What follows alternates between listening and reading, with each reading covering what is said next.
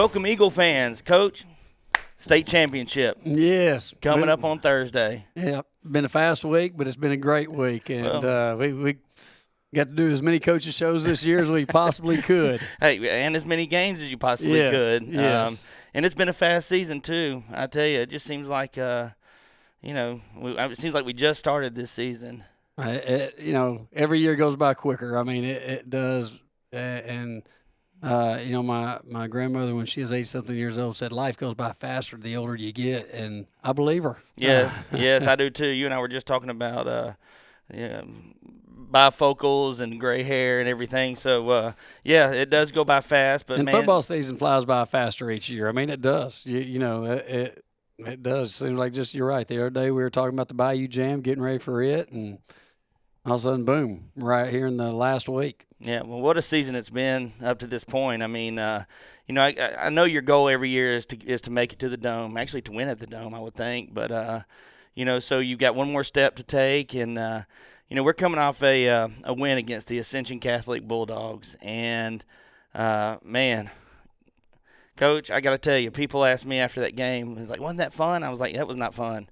That was not fun because, when you win a semifinal game, you really want that moment where, you can celebrate, and especially in the broadcast booth, you can say, and the Eagles are going to the Dome. But that really didn't happen because it was just it was so hairy there at the end. Yes, it was. Yes, it was. We thought we had 4-0 down or 3-0 downs in a row, and all of a sudden things changed. So I guess y'all didn't get to be as excited as you would have liked to have been. Got a little stressful there at the end. It did. On that last play, we just kept waiting for the whistle to blow, and from our vantage point, it looked like they were down several times. Yeah, and he just kept tossing it back. It was like, okay, there's a knee down there somewhere, and you can't lay on the ground and just. But yeah, it was definitely hairy all the way to past the final horn, because that's what we explained to some of our kids. Just because the buzzer sounds, that doesn't mean the play's over. Oh my goodness! You got to keep playing. Yep. But so thankful for the victory, and again, it just, Lord has blessed us this season, and I know there were a lot of prayers going on during that game the other night, and so again, just excited the way our guys continue to battle all 4 quarters of that ball game. And that's exactly what happened. And I guess the first thing I want to ask about that game, Coach, is, you've got a prolific running back, Chad Elsie Jr., and up until he came out with his Letterman jacket on, I thought he was going to play. I even said it on the broadcast. I was like, he's definitely going to play this game. He's a senior, but he didn't play. Did you know he wasn't going to play? No, we didn't. We saw him warming up on the bike and heard, we saw him kind of limping a little bit, but figured, he's going to get warmed up and get going and everything like that. But, no, we didn't know, but, they were still a team that battled and competed, and hard-nosed running back and defense got after it. Camille Beth did a great job at quarterback, which he did enlighten me after the ball game, locker, everything's all calmed down. Both teams out of the locker room. About 30, 45 minutes after the game, he said, "Coach, I'll help you out.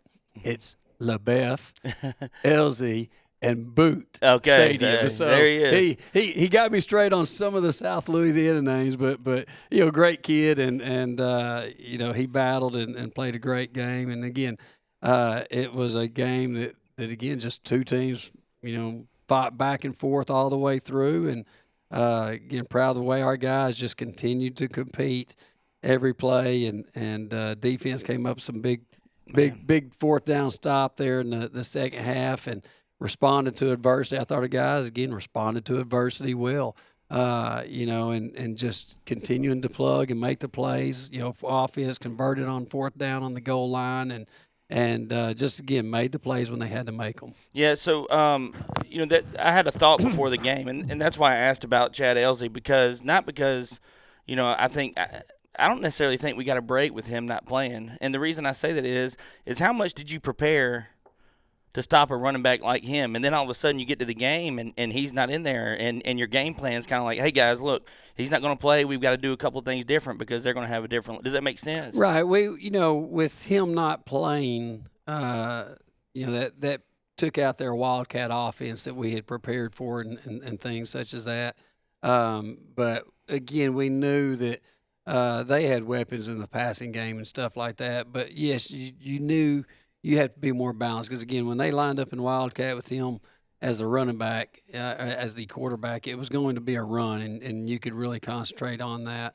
But again, when he was taken out of the equation and they went with the regular offense of things, you know, again, prepared just like you did a normal team any other time, and our guys were prepared for that because they did that the majority of the time, you know, in their ball games, and so wasn't a crazy adjustment for our guys. Yep. Okay. Well, that's good to hear. So you mentioned the adversity, and I thought we faced as much adversity in this game as we have in any game the rest of the year. You know, being able to survive a close game deep in the playoffs, that's a huge step for a team. You know, the week before against Covenant, I mean, it was a close game, but it wasn't anything like this. And so at the end of the game, you know, my thought was, hey, you know, this is one of those games that I feel like we needed to have to be able to survive and advance here deep in the playoffs. Hey, I just want to have 1 point more. Yeah. You know, but no, there were times you definitely felt like survival. But they again, that's what it's like in the playoffs. Is it comes down to one play here, one play there, and making the plays when they count, winning the money downs, and but yeah, they again our guys they competed for 4 quarters, and as far as just going okay, the ball bouncing our way. Really didn't feel like it bounced that way until about 6 minutes left in the game when we converted on that because, again, you know, defense had a big stop on the goal line, and then we end up with a safety. But it was like reminding our guys, hey, before that safety, we're down by a touchdown. After the safety, we're still down by a touchdown. That did not devastate us. And you know, but then we punt off. Oh, man. And that ball hits the ground and bounces around, and we got the opportunity to get it, but we don't. And then a few plays later, you know, there's a fumble that great hit by Eli Red. Yeah. The ball comes out and bounces around, but it goes to their guy. And so we were not able to you know, get on any of those turnovers and stuff like that. But those are always big momentum swings. And, again, did not feel like we had a momentum swing going in the game until, you know, that was big for our defense whenever we had that stop. But then, again, 2 plays later, hey, safety, we have to go back out there and play some solid defense. But when our offense just kept capitalizing and got that go-ahead touchdown, that's when you could really feel a good momentum change. But our fans, they kept energy throughout the game. I mean, they were great. Just you could feel that energy and support throughout the whole game that hey, let's go. We're still here. We're still going. And so that enthusiasm and energy provided by our fans was great. Well, so it was 20-10 at halftime, you know, I don't think anybody lost hope at that point. I mean, you still had a ball game. We were getting the ball. I thought the big play of the first half was the interception by Hunter Traxler. I thought that was a huge play. But then we get to the second half, and the 2 biggest plays, in my opinion, on offense were the deep pass to Cam Vullion. Mm-hmm. You know, good response by Luke. And then the 4th and goal when Luke ran it in. And that's really what I want to talk about is because, you know, we've watched Luke this year, and he's done a fantastic job. But it seems like when the game's on the line and he gets the ball in his hands, he knows what to do with it. He's got the trust of his coaches. He's got the trust of his teammates, and he makes something happen. He did it the week before against Covenant Christian. Twice in a row converted 4th downs. With his legs. Yeah, with his legs and scored a touchdown. And so seeing him step up and lead the team in those situations, I thought that was huge and something to look forward to. It is. And then again, a year of experience underneath his belt, and he came in this year, and he has done great. And, you know, he's a winner. He's a competitor. He knows what to do. You know, no one realizes – what's on a quarterback just as far as, you know, linemen, hey, let's talk. We're going to block this guy or that guy, which one? And they got to communicate and combo block. But it's right here in a small segment. Running back knows, hey, we're going here. Quarterback guys know, are they lined up correctly? Are they still, who do I send in motion? Check this safety. And linebackers, are they blitzing? And so there's a lot for them to process before the ball's That's ever every snapped. play. Yeah, and then after the ball snapped, you have the things to process. But he does a great job of processing all that. And again, he's just a winner that goes out and competes and drives. He's driven. He's one that's going to do his best in everything he does, and he's had just another fabulous season. And besides how great of a player he is, he's as good a kid as you'll ever find. Yep. And and that's the thing that has the respect of teammates and coaches and everything, as well as you're going to get his very best. Yeah, absolutely. Well, Eli Red led our team in tackles on defense, and it seemed like a lot of the players on the perimeter of our defense were the ones who had the most tackles, and I think that was because Ascension tried a lot of passes, to the side, bubble screens. That's what Hunter intercepted. Again, that was a huge play at that time. That was big. But I thought our defense played really good, stepped up. Faced adversity there in the semifinal game, and Cooper Russell, Cooper Thomas, our linebackers played with the absence of Eli Gray. Talk about your defense for a minute, Coach. Yeah, they did. I mean, they played really solid. I mean, really just had one major. The first drive that they got, we had a miscommunication on who was supposed to be our edge player right there, and so they made a play on a third down play against us and got some yards.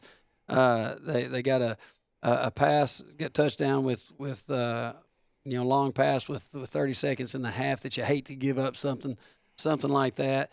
But as far as just sustained drives over and over and over, our defense was able to keep them from having those long sustained drives, eating up clock and stuff like that. And so, again, with the back against the wall, right down there, coming up with that fourth down stop on the goal line, Wyatt Wilson jumped out and took away the quick pass in the flat, and the other guys made their coverages. And again, that was huge. Again, when the adage is defense wins championships, and that's what we talk about each week of the playoffs is they don't score, they don't win. You got to do your job, and we gave up a touchdown on special teams, and that's something that you can't do. When your defense is playing solid, it's demoralizing to give up an easy score on a kickoff, and right after we had just scored and taken momentum, and there, boom, they take it right back, and so. But again, just real proud of the way the D-line, linebackers, DBs, they all got after it and made plays. And like I say, it's great to see that hustle. Yeah, well, if you take away those two the special teams touchdown and the safety, the defense only gave up 2 touchdowns, nothing in the second half. Right. And so, it was a great job. And, we get out of Donaldsonville with a 2-point win. So pretty much every, but that's all it takes. Every point matters. And, it does. It does. And you talk about Gavin Polk's field goal. Man. We won by 2 points. I think you get 3 points for a field goal. That's exactly right. And just his daily work ethic of being efficient and precise. I mean, it's a weapon to have a field goal kicker. Yep. And I mean, 3 points. Like I say, that we won the game by 2. So, that's something that doesn't jump out as much. But when you look at the final score and know that field goal was a difference in the ball game, I mean, that's huge. It's also there's not very many teams that can just say, hey, let's just go for one because we know we're going to go for one. And I do want to talk about, Coach, when we scored to go up 1 point, we went for one. Yes. And reason being, okay, yep, because initially I called for 2 points, and then I got to look, and you know what? There's about 6 minutes left on the clock, and so I changed my mind because if if we score and go up 23-22, by let's say we don't get 2 point conversion, score would have been 23-22, our lead. Because initially I was going, hey, 1 point doesn't make a difference. Well, where I re-rationalized was, you know what? If they score and get 2 points, it's going to be 30 points for them and 23 for us. and we're going to have to go for 2 to win it again. So let's put ourselves in position that we didn't feel like that they had a field goal kicker that would take a lead by us having a 2-point lead. And so the thought process was, let's be prepared that you know what, if they do score again and get the 2-point conversion and they get to 30, well, it's 30-24 if we kick this extra point, and therefore we can score and kick an extra point instead of going for 2, and we'd win 31-30. Yeah, that's not a environment you want to go for the tie in overtime in. The other night, I mean, you want to win that game in regulation. And Coach, I was all for the call. Just so you know, I was all for the kicking the extra point there and going up 2.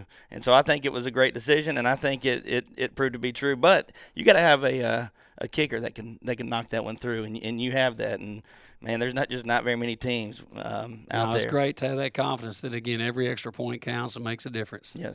All right, we're going to take a break real quick, and we're going to come back and talk about the trip to the Dome this week as we take on the Vermilion Catholic Eagles again in the Caesar Superdome. And hope all you stay tuned. Want to thank McDonald's for partnering with us, and we're going to get a quick word from them during this break. Stay tuned. Looking for a reason to try the new $5 meal deal at McDonald's? Here's 1, 2, 3, 4, and the price makes 5. So much. That's everything you get with the new $5 meal deal at McDonald's. Ba-da-ba-ba-ba. Welcome back, Eagle fans. All right, Coach, we're making a trip down to New Orleans on Thursday. Got a noon kickoff time to kind of kick off all the state championships and the LHSAA state championship playoffs, and we're going to face the Vermilion Catholic Eagles. Coach, this is you're going for your 7th state championship and the 9th in school history. Talk about the experience of going to the Dome. It's something that I know our kids and our fans look forward to every year. What are some of your fondest memories before we get into this game?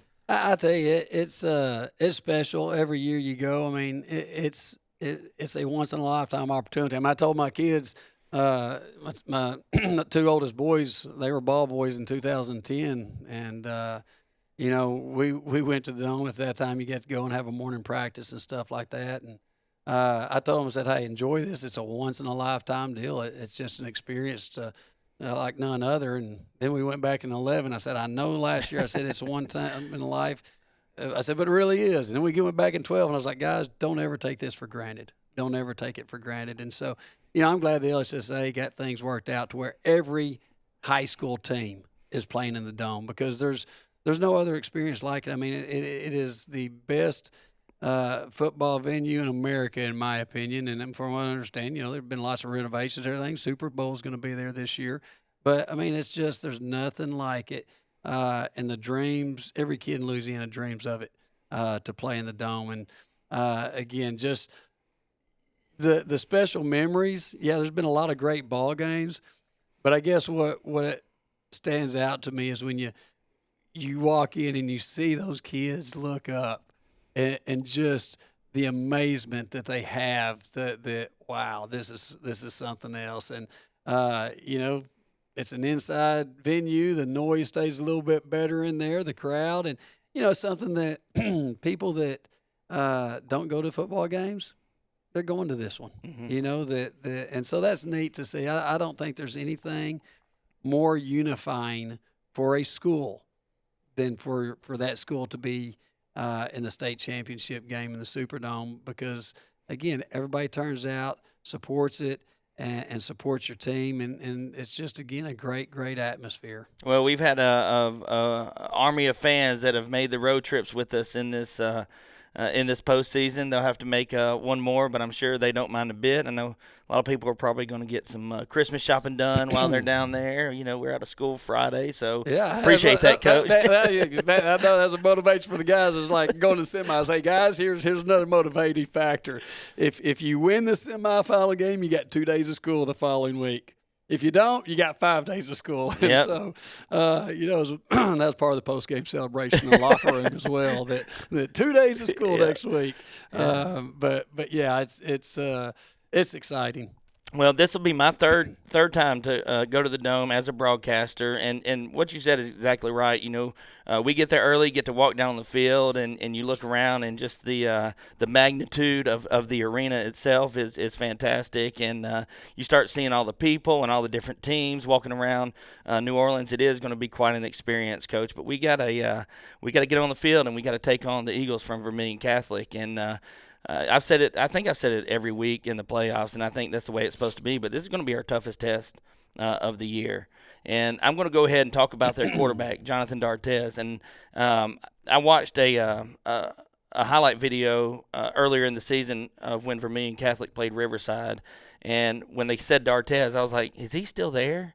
And he is still there, and he is a senior. He is a senior. Sent him a graduation gift. Yeah, that's yeah, and well, I mean, he's had a prolific career. We faced him. He has. Broke the state record for touchdowns just recently. But there's 11 of those guys there's a on lot the field. more. There's a lot more guys. It's a team. Yep. It's not one person. It is definitely a team, and Coach Prejean had the opportunity to meet him first time in 2020. We had that knockdown, drag-out semifinal overtime game, and both teams just had a respect for each other after that game. Just the battle back and forth, and we hugged it up. Our kids hugged it up. That again, it was just a battle. There was a mutual respect for both teams right off the bat. That kids are tough, compete, and he's done a great job with that program since he's been the head coach.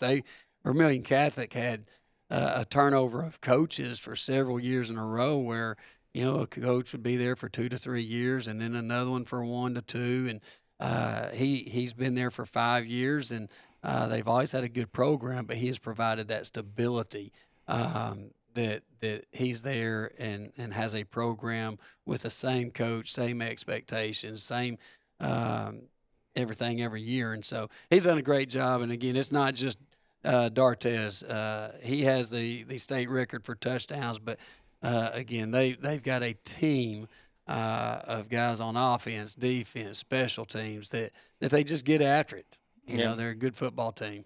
Yeah, we talked about how difficult it was to go undefeated. Well, they're coming into this game number 1 seed, undefeated. Last week when they played in the semifinals, D'Artez had 40 carries for over 200 yards rushing.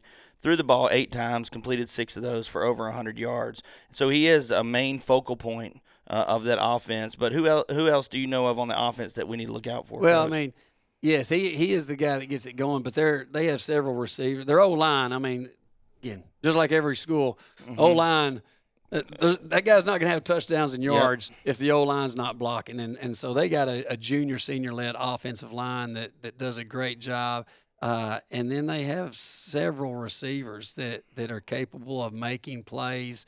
That again, yes, that run the ball, try to lull you to sleep and get the DBs to come up and then hit you over the top.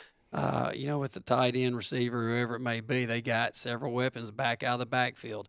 And so, yes, while he has the majority of the carries, they got other guys that can hurt you. So they run they run kind of an interesting offense because the quarterback does carry the ball so much. What I saw mostly was I don't know what you call it, maybe a pistol wildcat or something like that. Yeah, it's pistol. Yeah, but yes, he's their quarterback, so they technically don't call it a wildcat. Yeah, but that's what it is. I mean, yeah. So they ran a different offense when we faced them a couple years ago in the Dome. They actually in the Dome, when you go back and look at that film, it's a lot the same. It is. Now the semifinal game in 2020, when they had Leger at quarterback, they threw it for completed 40-something passes, 400 yards, and but when you go back and look at film of the Dome 2 years ago, it's a lot same thing they're doing there. D'Artez had 125 yards rushing, 100 yards passing that game. I believe he was the MVP of the game for them. I'm not sure if that's accurate statement or not, but he had the numbers to be the MVP certainly. And so anyway, he carried it 25 times versus last time, and so it is very much the same as 2 years ago. Okay. All right. Well, so do you see anything on our side of the field? Do you see any matchups that we can look at besides, not talking about D'Artes again, but where do you see our offense being successful against this team? Well, we're gonna do what we try to do every game: stay balanced. Yeah. I mean, take the reads that we receive, and again, Luke does a great job of operating and managing our offense and making those reads. But we're going to stay balanced and go with the run, go with the pass, and try to be successful at both of those. And as we get into the game, make whatever adjustments we need to make. But there again, it's going to start with our guys up front on the offensive line, those 4 seniors, and then Micah Mosier is our junior. Those guys, again, being able to communicate. They run a 3-3 defense just as we do, and they'll bring different pressures and stuff. So it's going to be very important that our offensive line communicates with each other and picks up the pressures that Vermilion Catholic brings. All right, so the last thing is you mentioned your junior and senior offensive line, and the good thing about both of these teams is that they do have both your team and Vermilion Catholic both have experience walking into the Dome and seeing what it's like, especially your juniors and seniors. And I think that could be a good thing. It's not the first time, and the lights won't be too bright. That's a big deal. That you know what to expect. Mm-hmm. You know what to expect, and we know when we get on the field, that yard is still 100 yards long, same width, and it comes down to being focused and executing, and not getting caught up in how big the lights are, this, that, whatever. It comes down to let's do our job right here and take care of business and execute. And so having been there with these juniors and seniors, they know what it's about. And so it's not going to be a shell shock, overwhelming thing to them. All right. Well, Coach, I couldn't be more excited. About this season. I know there were questions and doubts at points throughout the season, but hey, we made it all the way through, made a run through the playoffs, which I was hoping to see. And I want to give kudos to you and your coaching staff. Y'all have done a great job putting it together to make this run and give our school an opportunity and our fans an opportunity to make a trip. It's been a blessed season. I mean, again, we give thanks to the Lord because, yes. I mean, we go from the beginning of team camp and these again, we're blessed with great coaches here that they sacrifice, they work hard, and I'm just so thankful for each of them and the time they put in, and the wives that put up with us, putting in that time, and then again, kids that work hard and buy in and that love each other and just are willing to do whatever we ask them to do, and great support by the parents that again, it's like no other place, and so it's special, and appreciate y'all and all that y'all do, and it's exciting for OCS football to make another trip down there and go for the state championship. Yeah, and I guess this is a wrap on our 2024 coaches shows. Been great. I appreciate all that you do, and Heath behind the scenes. Yeah. That takes care of everything, and appreciate James Laird, McDonald's sponsoring this, and again, just the blessing of being able to do this. Like I say, I know our opponents watch it and stuff as well. Because again, Camille came up to me last week after a while. He said, "Coach, I'll help you out with those names," and so I think people enjoy watching and get a recap and preview of OCS football. So thank you. Yeah, can't get enough football in the fall and winter months. And real quick before we go, I do want to say that we will not be able to live stream the game. I'm sure many of our fans know that we're not going to be able to video live stream, but we will do broadcasting. The broadcasting will be available on 92.3 The Wolf and also on the MixLR app. If you download the MixLR app, it's MixLR. Just download the app, search for Ouachita Christian School. You'll be able to listen to the game live. And I mentioned that because the Wolf is great, but if you pull it up on the app, you'll be able to sync it up when you watch, because this year you can watch it on the new LHSAA network. It is free of charge. Free of charge, which I think is great. Yes. They finally, are not making us pay to watch the game. So you can watch the game. You can listen to the broadcasters from LHSAA, or you can pull up the MixLR app and try to sync those things up. The LHSAA network app is not available on phones or computers. It's only available on your smart TV. And so hopefully they'll make some adjustments to that. That way more people will be able to watch it. But, hey, if you listen to it, cheer the Eagles on if you're not able to make it to the game. And, Coach, I hope for a win. I hope you get your 7th state title this year, and we come back and have a party on the bus on the way home. That would be exciting. All right. I want to thank you again. I want to thank Heath behind the scenes over there. I want to thank McDonald's for sponsoring our coaches show. And that's a wrap for our 2024 Coaches Show. I want to thank all of you for hanging out with us over the past, 14 weeks now, and look forward to Thursday at noon kickoff against the Vermilion Catholic Eagles for the LHSAA Division IV Select State Championship. Go Eagles. Go Eagles.